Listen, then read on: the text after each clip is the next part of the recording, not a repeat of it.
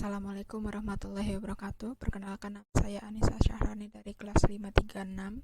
Pada kesempatan kali ini, saya ingin mempresentasikan hasil presentasi saya berjudul Komponen-komponen perencanaan SDM. Terdapat beberapa komponen yang perlu diperhatikan dalam perencanaan SDM, yaitu 1. Tujuan. Menghubungkan SDM yang ada untuk perusahaan pada masa yang akan datang, untuk menghindari mismanagement dan tumpang tindih dalam pelaksanaan tugas. 2. Perencanaan organisasi. Perencanaan organisasi merupakan aktivitas yang dilakukan perusahaan untuk mengadakan perubahan yang positif bagi perkembangan organisasi. 3. Pengauditan sumber daya manusia. Pengauditan adalah suatu proses intensif, penyelidikan, penganalisisan, dan pembandingan informasi yang ada dengan norma standar yang berlaku. Yang keempat, peramalan sumber daya manusia. Peramalan sumber daya manusia sangat mirip dengan pengauditan sumber daya manusia. Perbedaannya, peramalan sumber daya manusia untuk masa yang akan datang, sedangkan pengauditan lebih mengutamakan hal yang berhubungan dengan keadaan sekarang ini. Kesimpulannya, perencanaan SDM memberikan petunjuk masa depan, menentukan di mana tenaga kerja diperoleh, kapan tenaga kerja dibutuhkan, dan pelatihan dan jenis apa yang harus dimiliki tenaga kerja. Melalui rencana suksesi, jenjang karir tenaga kerja dapat disesuaikan dengan kebutuhan perorangan yang konsisten dengan kebutuhan suatu organisasi. Adapun beberapa variabel penting dan berpengaruh dalam aktivitas perencanaan organisasi adalah 1. Peramalan bisnis, 2. Peluang usaha dan pengembangan, 3. Rancangan dan perubahan struktur, 4. Falsafah, 5. Peranan pemerintah, 6. Produk, 7. Kemampuan manusia. Proses perencanaan SDM. Perencanaan sumber daya manusia terdapat 4 tahapan yang meliputi 1. Pengumpulan, analisis, dan peramalan data dalam rangka mengembangkan perkiraan pasokan SDM dan permintaan SDM, yaitu membuat sistem informasi SDM. 2. Menetapkan tujuan dan kebijakan SDM, mendapatkan persetujuan dan dukungan dari manajemen puncak. 3. Merancang dan mengimplementasikan rencana dan program tindakan dalam berbagai bidang kegiatan seperti rekrutmen, pelatihan dan promosi yang memungkinkan organisasi mampu mencapai tujuan SDM-nya. 4. Mengendalikan dan mengevaluasi rencana dan program kepegawaian untuk memfasilitasi kemajuan ke arah tujuan SDM. Keempat, dalam proses perencanaan SDM tersebut dapat pula disebut dengan sebagai prosedur dan tahapan untuk perencanaan dan pemrograman SDM oleh E.W. Peter dalam Irianto 21. Prosedur tahapan ini dihubungkan dalam suatu skema.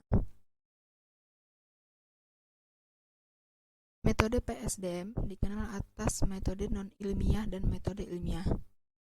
Metode non-ilmiah diartikan bahwa perencanaan SDM hanya didasarkan atas pengalaman, imajinasi, dan perkiraan-perkiraan dari perencanaannya saja. Rencana SDM semacam ini resikonya cukup besar. Misalnya kualitas dan kuantitas tenaga kerja tidak sesuai dengan kebutuhan perusahaan. Akibatnya timbul mismanagement dan pembuatan yang merugikan perusahaan. Metode ilmiah diartikan bahwa PSDM dilakukan berdasarkan atas hasil analisis dari data, informasi, dan peramalan atau forecasting dari perencanaannya. Rencana SDM semacam ini resikonya relatif kecil, karena segala sesuatunya telah diperhitungkan terlebih dahulu. Selanjutnya, tujuan perencanaan SDM. Adapun tujuan lebih detail sebagai berikut.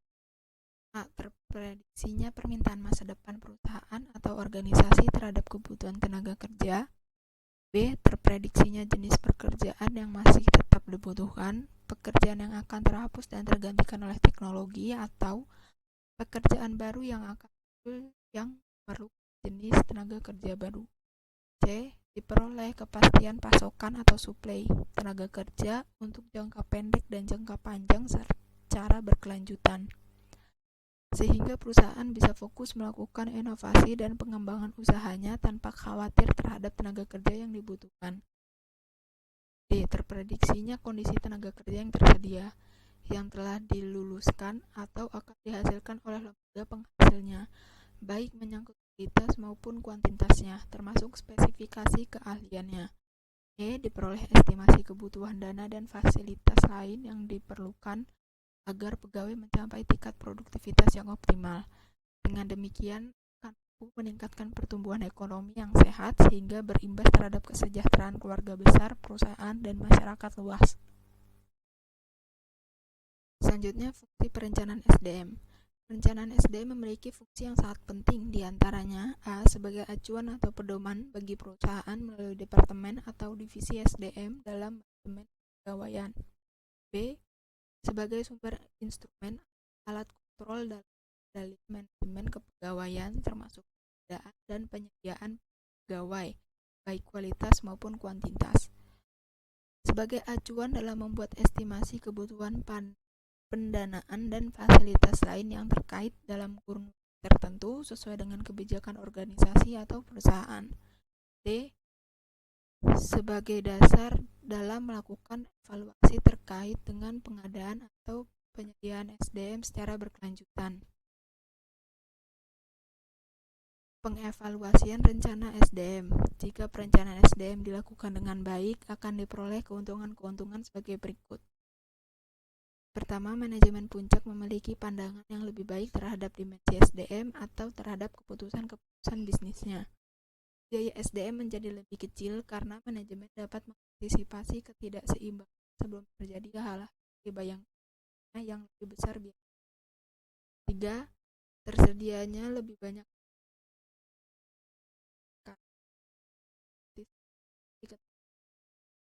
yang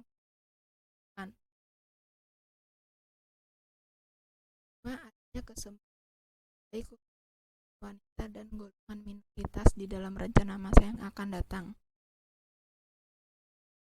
Selanjutnya, pengembangan para manajer dapat dilaksanakan dengan baik.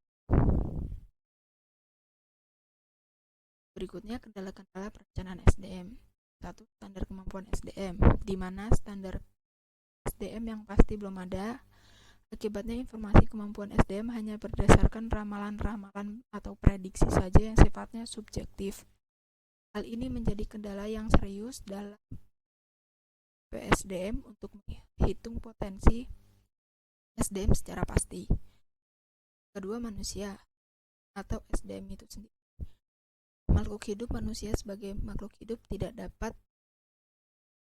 dikuasai sepenuhnya seperti mesin.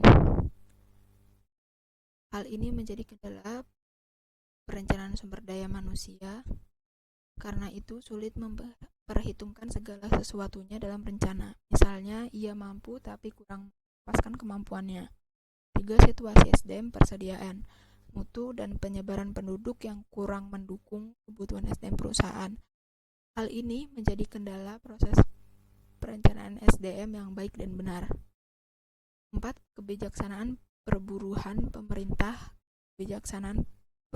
pemerintah seperti kompensasi, jenis kelamin, WNA, dan kendala lain dalam PSDM untuk membuat rencana yang lebih baik dan tepat.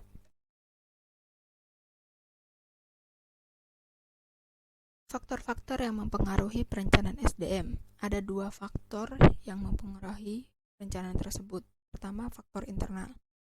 Adapun berbagai kendala yang terdapat di dalam organisasi itu sendiri, seperti rencana strategis, estimasi produksi dan penjualan, perluasan usaha atau kegiatan baru, dan rancangan organisasi dan tugas pekerjaan. 2. Faktor eksternal merupakan berbagai faktor yang pertumbuhan dan perkembangannya berada di luar kemampuan, yang termasuk faktor-faktor eksternal yaitu situasi ekonomi, sosial budaya, peraturan perundang-undangan, teknologi, dan pesaing. Faktor internal dan eksternal di atas saling berinteraksi dan mempengaruhi perencanaan SDM. Harus bertitik tolak dari pengkajian terhadap faktor tersebut.